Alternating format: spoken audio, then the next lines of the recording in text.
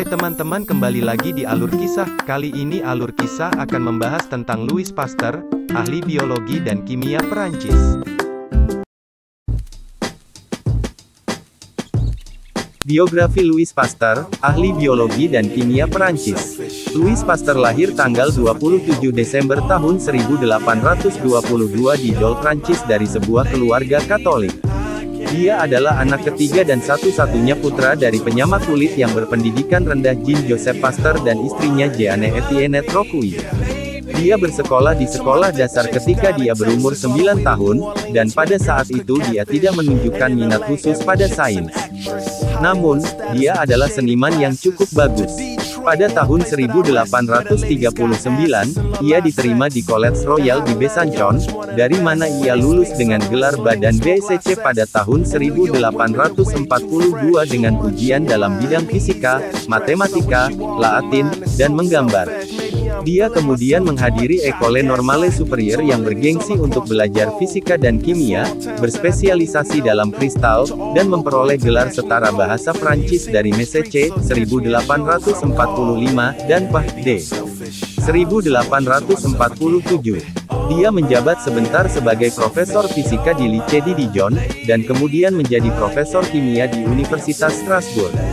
Di Universitas Strasbourg itulah Pasteur bertemu dengan Marie Laurent, putri rektor universitas. Dia akan menjadi sekretaris dan asisten penulis Louis.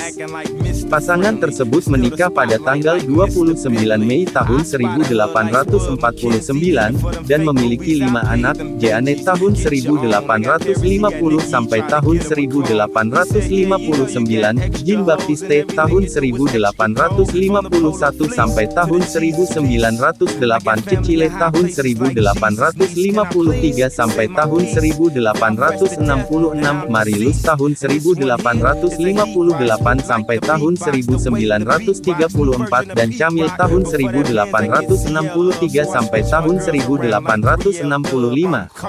Hanya 2 anaknya yang bertahan hidup sampai dewasa, 3 lainnya meninggal karena demam tifoid, yang mungkin mengarah pada dorongan Pasteur untuk menyelamatkan orang dari penyakit. Selama karirnya, Pasteur melakukan penelitian yang mengantarkan pada era kedokteran dan sains modern. Berkat penemuannya, orang sekarang bisa hidup lebih lama dan lebih sehat. Pekerjaan awalnya dengan para petani anggur di Prancis, di mana ia mengembangkan cara untuk mempasteurisasi dan membunuh kuman sebagai bagian dari proses fermentasi, berarti bahwa semua jenis cairan sekarang dapat dengan aman dibawa ke pasar, anggur, susu, dan bahkan bir. Dia bahkan diberikan paten AS 135.245 untuk perbaikan dalam pembuatan bir dan pasteurisasi ale. Prestasi tambahannya termasuk penemuan obat untuk penyakit tertentu yang mempengaruhi ulat sutera, yang merupakan anugerah besar bagi industri tekstil. Ia juga menemukan obat untuk kolera ayam, antraks pada domba, dan rabies pada manusia. Pada tahun 1857, Pasteur pindah ke Paris, di mana dia mengambil serangkaian jabatan profesor. Secara pribadi, Pasteur kehilangan 3 anaknya sendiri karena tifus selama periode ini, dan pada tahun 1868, ia menderita stroke yang melemahkan, yang membuatnya lumpuh sebagian selama sisa hidupnya. Dia membuka Institut Pasteur pada tahun 1888, dengan tujuan untuk pengobatan rabies dan mempelajari penyakit mematikan dan menular. Institut memelopori studi mikrobiologi, dan mengadakan kelas pertama dalam disiplin baru pada tahun 1889. Mulai tahun 1891, Pasteur mulai membuka institut lain di seluruh Eropa untuk memajukan gagasannya. Saat ini, terdapat 32 institusi atau rumah sakit Pasteur di 29 negara di seluruh dunia.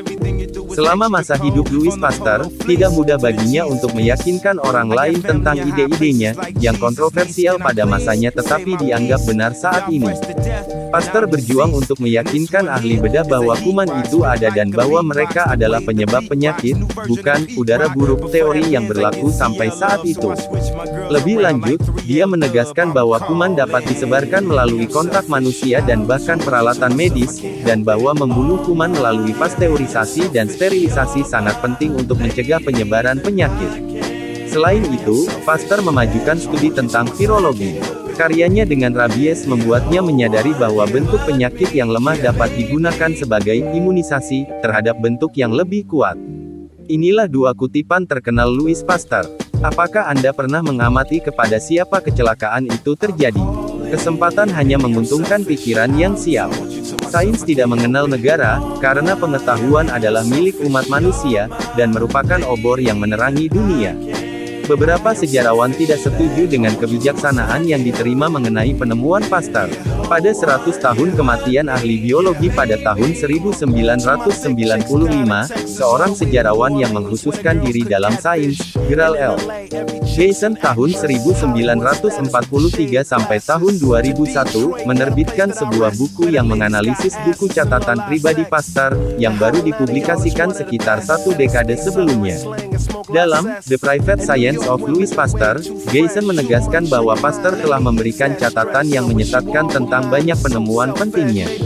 Namun, kritikus lain menjulukinya sebagai penipu. Louis Pasteur terus bekerja di Institut Pasteur sampai Juni tahun 1895, ketika dia pensiun karena penyakitnya yang semakin parah.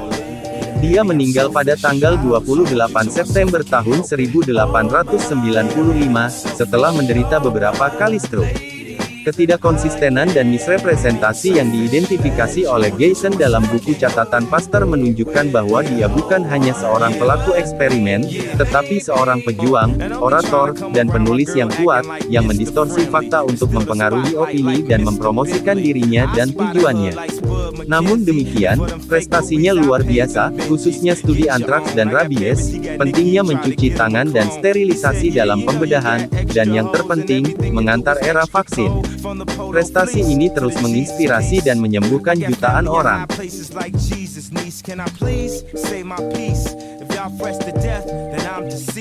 And this one here is a heat rock, spit like a beatbox. The way the beat rocks, new version of Pete Rock. But for that Benz I get CL love, so I switch my girls around like 3L Dub. I'm calling.